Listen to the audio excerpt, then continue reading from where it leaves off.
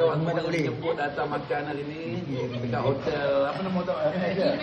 Hotel di Anjur dia siapa ni? Dianjurkan oleh Abang Amy. Cendawan kecil ni kira dia punya nama timbangan dia cendawan kecil.